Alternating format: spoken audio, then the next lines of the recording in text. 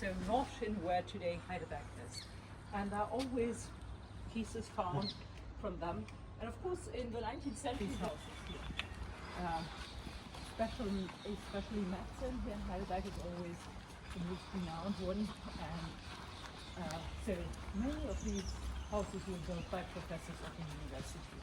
Today, as a professor, at least with one income as a professor, you can't build or buy a house like this. They do have problems with these walls. We have very dry years and the ground dried up, and then there came lots of rain, and many of these old walls were damaged with all the water that came at once. And of course all this was dried out, so that's a huge problem. And after the Second World War, it was a cafe for the American soldiers here. So the local people weren't allowed in here. It was just the Americans in those days.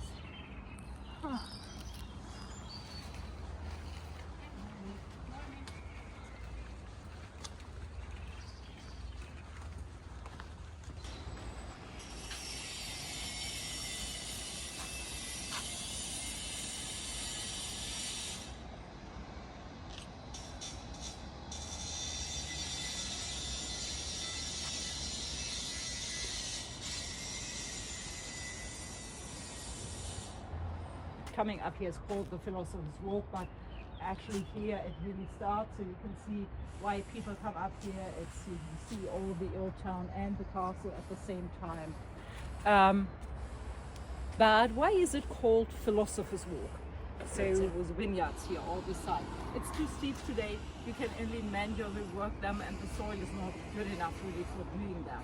So, and they were already given up in those days. There's one, you might have seen that from the castle, there's one vineyard left over there. We're going to go by there, but that's actually the last one.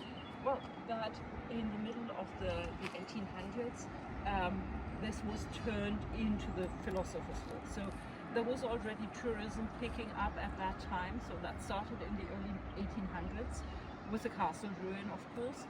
And Heidelberg was promoting this place, so they had done away with the vineyards, and they really made this street we walked up now, so they paved it and all the like.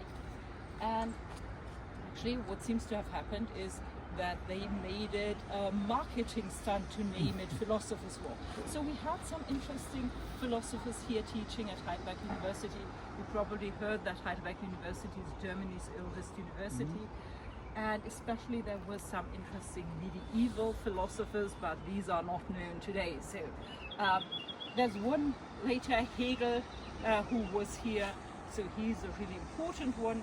But actually, you know, if you are up here, there you can see one of our poets. There's another place which is named for one of our romantic poets. So the more honest way would have been to call it the poet's way. But already in the 1800s, they told a story to the students how this place got its name. And that goes back to the early time of the university, so around 1400. And you have to imagine, first university here, people of Heidelberg didn't know what students did all day. And looking inside from the outside, it looked like they were sitting inside all day reading, so being lazy all the time, according to the people of those days. And it looks like these early students also at night went through town and knew everything better than the local people here. So they soon got the nickname the philosophers, because that was one of the subjects they were studying. And that wasn't meant in any positive way. It was really being lazy and being a know-it-all that included that. That students came very young in those days. So university in those days included what we call secondary school, today. So they were here during puberty, and of course they started getting interested in girls. But well, the people of Heidelberg, the fathers of unmarried daughters, they weren't fond of the students. So therefore the girls were really closed away. They didn't leave home alone. So the students hardly got to see any girls here in Heidelberg. But of course they kept being interested in girls.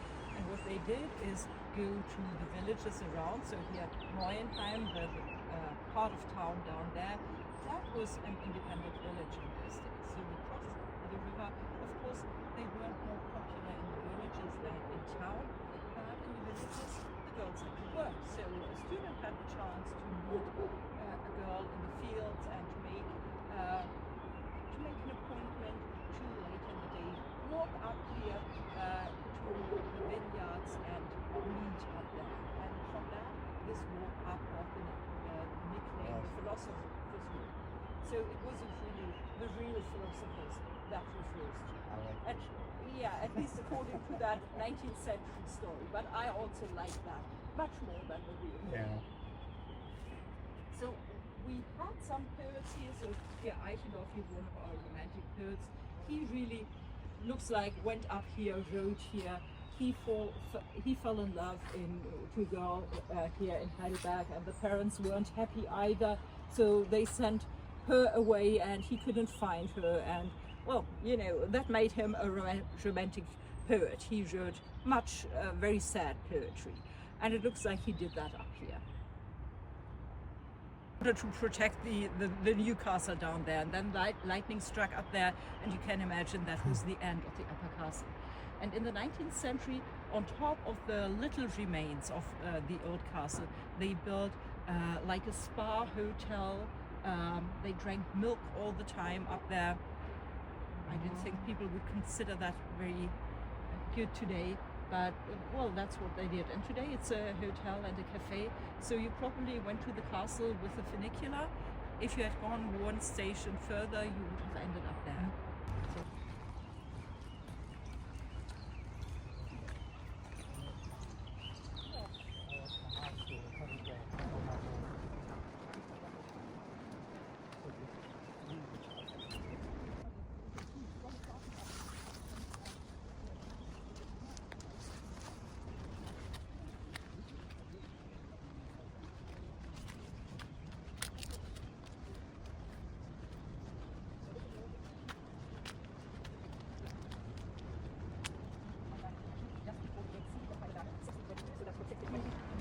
see how it looked like really at the peak of its power. You can see the gardens there and the castle undestroyed. And one important thing you see here, there weren't any trees on the mountains because they were having lookouts up there. They wanted to see. There were trees in the plains, so you can see it was all forested down here, but not up there. Well, so that's how it looked like in those days. It was already as big as the old town is today, but probably you've heard that too. It started much smaller, so when they founded Heidelberg, it was just this part below the castle here. And you can see that was one of the wooden bridges with a roof above it. So this tower got destroyed, right? Yeah. These didn't. These didn't. You can see at that time there was still part of the medieval city walls here, and that was really the gate, the main entrance gate to the town. And that medieval part is still inside the towers we have today. So that's just a facade around it. But the rest of the city walls got destroyed. They used the stones. Well, Heidelberg wasn't so badly damaged in that war, but in a war later in the 17th century, you might have heard of that too, the Succession War or the Palatinate-Orléans War, they call it. And there the town was really destroyed, and afterwards they used the stones of the city walls to rebuild the town over there. So most of the old town is built with either stone from the medieval city walls or from the castle. Where's our hotel in this map? Well, it would be there on the corner. It's just on the outer edge of the old town. And of course this is Heidelberg, all of this is Heidelberg too today. And there you see parts of the fortifications on the other side. So that was a fortification on that mountain. Up there you can see the remains of the upper castle. So at that time it was already destroyed. The lightning strike was in 1537. But that's where that hotel up there is today. And you can do hikes on that mountain and see all the remains of the old fortifications there on that side. That's very interesting too. And especially good for summer because there you're on the north side of the mountain, so it's not as hot over there than here. Looks like a tower up there. Is that where that old fortification goes? No, that's not a fortification. Today's street tunnels, they started as train tunnels, so it was trains running down there and they needed ventilation, and therefore they put up such towers, and today it's private property. It was sold a couple of weeks back, and I was about to even have it shown to me. I wouldn't have been able to afford it, but I was so interested in it. You have two apartments down there, and then one which is kind of a maisonette, which includes that tower there. How much did it sell for? I'm not sure, I think like 5 or 6 million euros, something like that.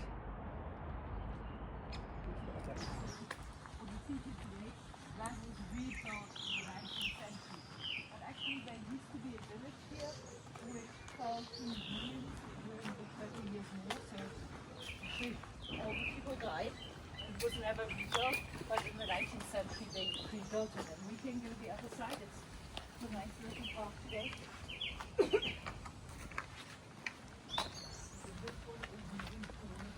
Other periods here.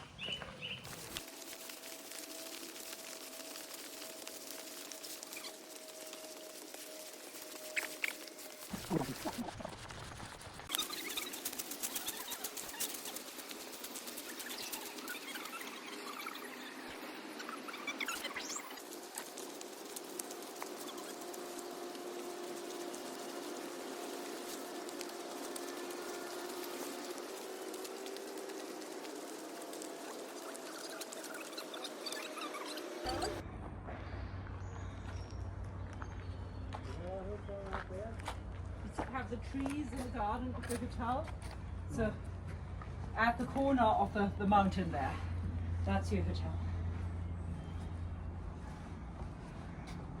Well, if you go back to Baden Baden, that would be in that direction, a bit further down.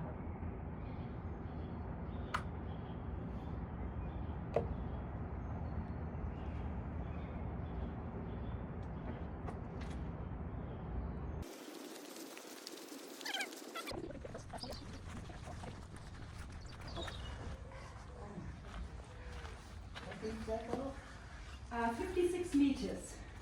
And actually this is one of the huge secrets of Heidelberg and of this mountain. We know that it was here in medieval times. They used it for, well, like a trash bin or something like that. So they put trash down there. It might have been built in German times, so 2,000 years ago. It might have been built in Celtic times, so 2,500 years ago, or in medieval times. But anyway, we don't know how they did that, because down there there's not enough air for them to have breathed. So actually there's much research going on, but we don't know why they did this, and we don't know how. But those rocks are all placed, right? Those rocks are placed, those are walls. And you know, like until a couple of decades back, what they said that it was a well, but there's no water down there, and they wouldn't have dug 56 meters deep if they didn't get to water. Right. So Probably they gave up at that. they would have given up much earlier. Maybe they were looking for China. Yeah, probably something like that. Well, we actually don't know, but I think it's fascinating, and it's nice that they put the lights in there. Yeah, I think it's fantastic. Yeah.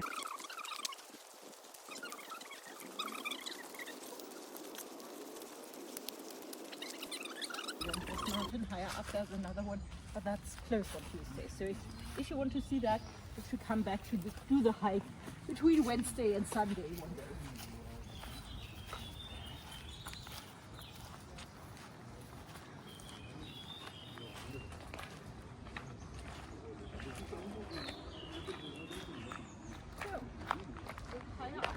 castle.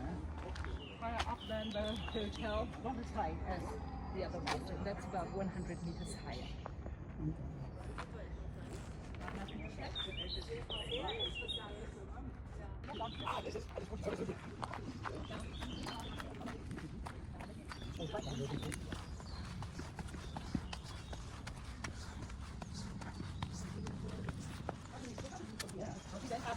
So you have the monastery back there, which was used from the late 11th century until the mid 16th century. When Heidelberg and the region turned Protestant, of course, they closed down the monastery up here.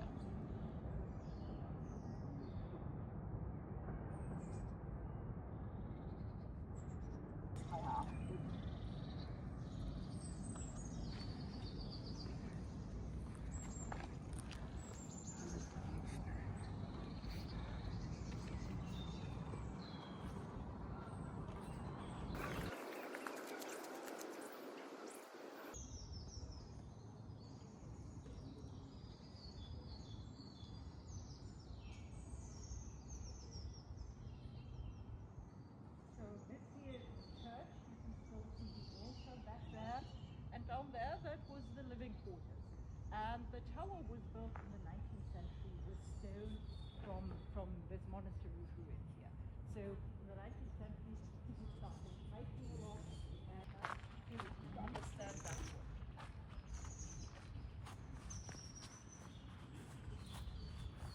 So here you have the church of this monastery and the living quarters down here. And with Protestantism in the 16th century, that was given up, and it was a ruin then. And in the 19th century, people started hiking, and in many places they put these little towers on the mountain tops to give the people a destination. And the tower is built with a stone from this monastery here, so with what they found. So there must have been quite a bit more in the 19th century still left standing here. Down there, but later probably a couple of them. So maybe 6, 7, probably not more than a dozen, but they have kitchens, working buildings.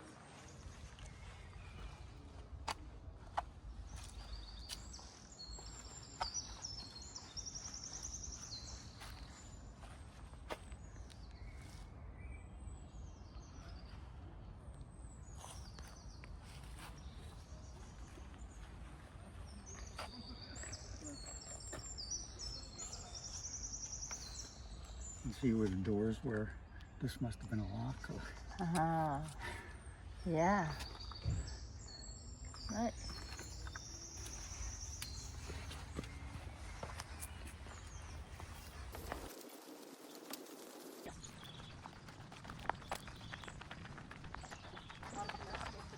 Settlement 2,500 years ago. So we're standing here. That was the monastery we saw, so we came up the mountainside, and here you can see the old Celtic walls. Parts of them still exist. And that's the other monastery, which unfortunately is closed today. And there in the middle, that's what we're still going to see, the Tinkstätte from the Nazis. Unfortunately, they blew up, for building that, they blew up what is supposed to, today we think it was the main Celtic settlement down there, so there's nothing left, so the archaeologists can't do anything about that. But you can see 2,500 years ago there were interesting settlements here, so that's what they found, also what they found up here.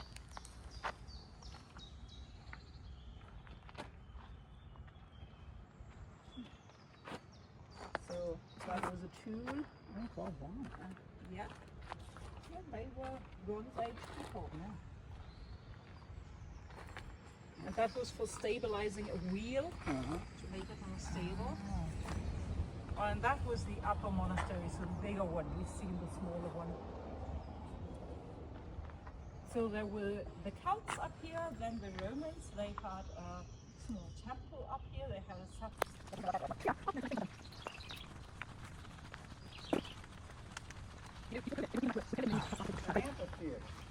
Yes.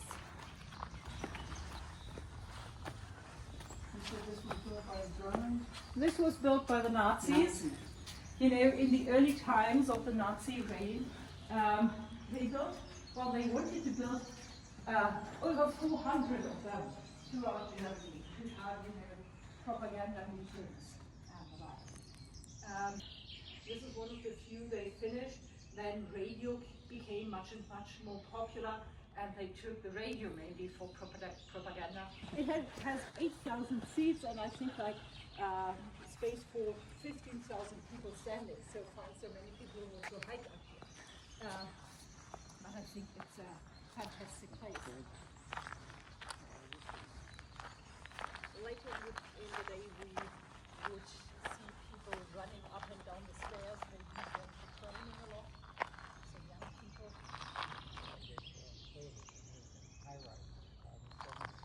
Oh.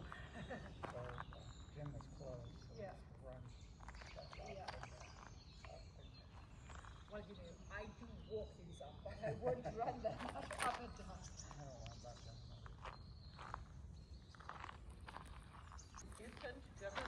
Was speaking here. Sure. Goebbels. Yeah. He had done his PhD here in Heidelberg with a Jewish professor. You have to think. Funny thing that. So later it was used still, I think, until the mid-90s for concerts up here. So many pop concerts. The most renowned concert overall was probably from an opera singer, Montserrat Caballé here. But and students were using this a lot, and especially for the night to the 1st of May. That's where students here in Germany, they do all kinds of crazy things.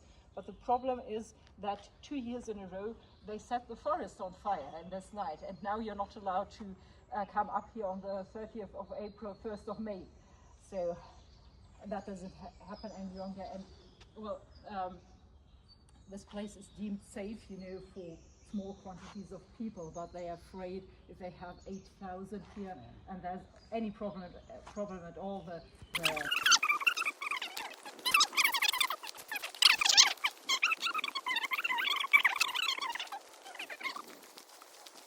So it's almost like 2,000 kilometers on one tank. Yeah,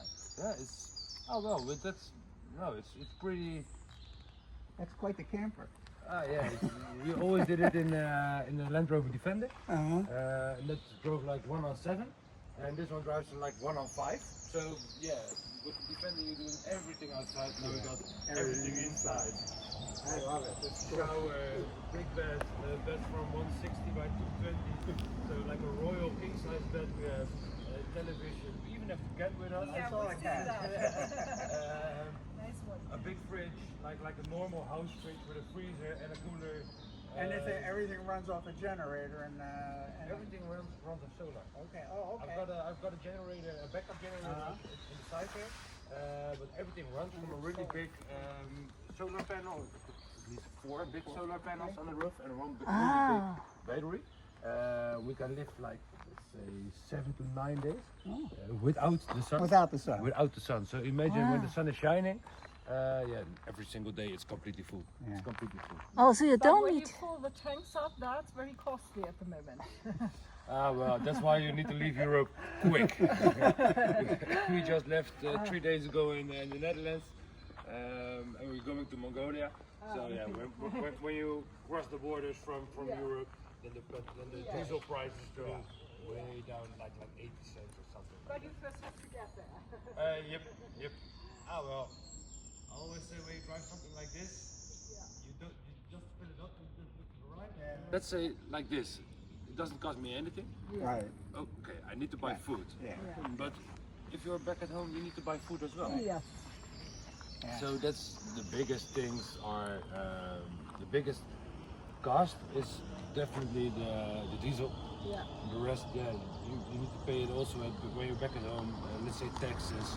Let's say food, stuff like that. Water. Water is So, a lot of.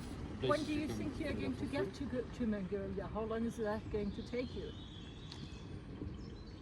It really depends because we have 1 year off. Okay. So So you we're- have a lot of time. We're going slowly. You stay at nice places like this here. Exactly. And this place we just found. So we said today like, okay, let's go for a hike, let's go for a walk, let's go to the city and sleep here 1 more night, and then tomorrow morning, in the morning, just pack it up and just search for another spot. Yeah. We don't have a plan. Yeah. Yeah, we have a plan. Okay. We want to go south. So you bought this or you made it yourself? We build it completely ourselves. Really? Yeah. We only let the living, like the polyester box on the back. That's the only thing we have let built by a company. The rest, all the inside, everything we did, everything ourselves. All the metal work, the elevator for the bikes, the roof rack, all the iron work is my work because I love to work on iron. And you made the solar on the top. Yeah, everything, even the electrical, the water system, showering, Okay. gas system because we're cooking on gas, and I've got an outside kitchen.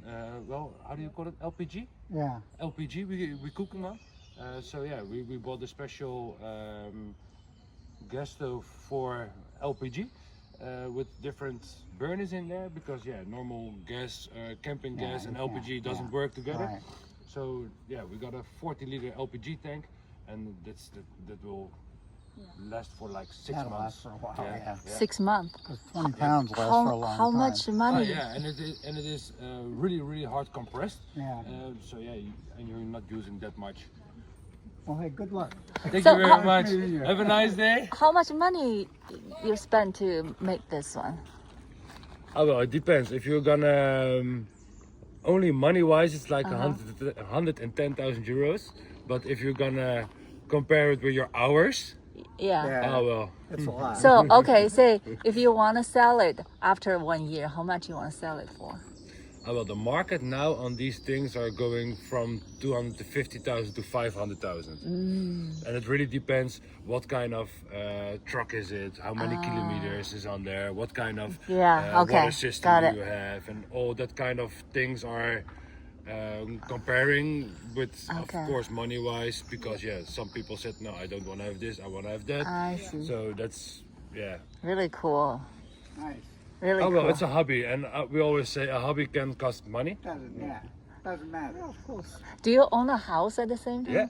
Ah. We still own our house. Yep. So where do you park this thing at home? Next to my house. Oh well, my brother got a big shed, so we can park it inside of the shed. That's a barn. That's not a shed. Yeah. That is well, so it's a big cool. barn, really big barn. That's really cool. Well, hey, good luck on your trip. Yes, Safe thank you travels. very much. Enjoy. Have a nice day. Thank you. Yeah, I will. Bye bye. Oh, the cat is in.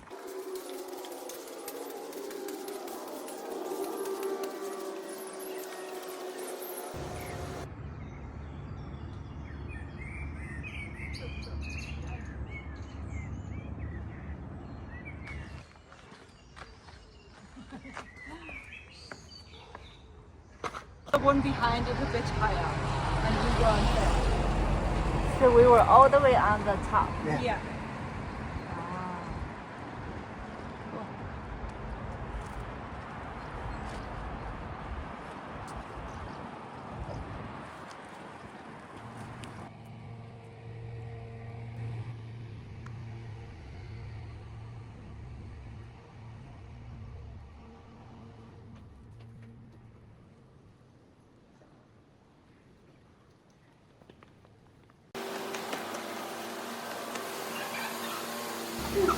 Hi. Two of us, we want to do all day All day. with sauna. All day. It's on. Why not? Thank you. Yes, sir. I'll push it better.